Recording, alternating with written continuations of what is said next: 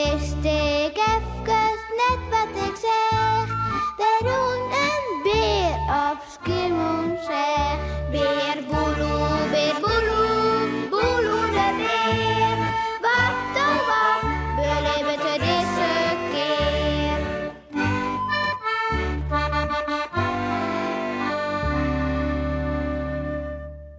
Het loon van de draak. Wist nog dat Sipke, Beer Boeloe en Omke Willem juist er maar de boot aankwamen bij het loon van de draak? Ze klommen omheeg, de berg op, en daar wie het drakenhol. Sipke zo als eerste dreven in om te zien of het wel wie wat Omke Willem zijn hier. Grut is het wel vanzelfs. Dat is zo grif wel een draak in passen. Maar ik ken heer. En Omke Willem zei het wel eens vaker, wat? Maar dan schrikt de dogs even. Zo er dan dogs. Maar nee, Ja, het binnen de oren. het is je tieger, zuster, hè? Zo is de draak net in je zin kennen. Oh, zo is het wollen. Wacht je, we maken hier een vuur.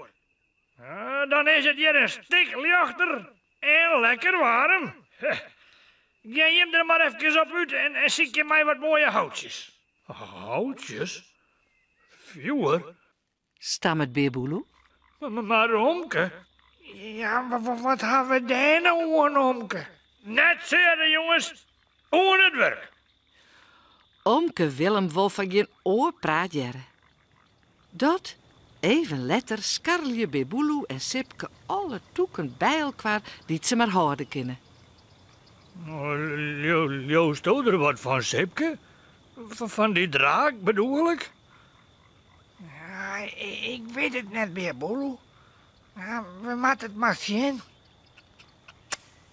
In de grot is Omke Willem druk dwaande het vuur rond te maken. Sa, ja, dat lijkt er al aardig op. Ja, dat brandt dadelijk als een tierenlier. Hé, wat ben je dat?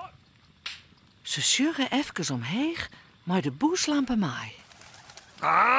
Sjoch jongens, draken ben het net vanzelfs. Maar iselijke nagels.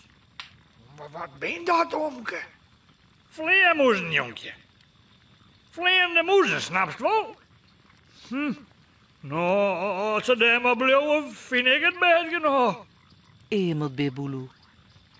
Dus zitten ze om het vuur. Sa, nou dat het je lekker warm is het tijd voor een mooi drakenverhaal. Zei Omke Willem. Ja, Hé, ja, een verhaal. Mooi, Omke. Bist ik benijd naar het verhaal van Omke Willem? Mooi, maar wist je?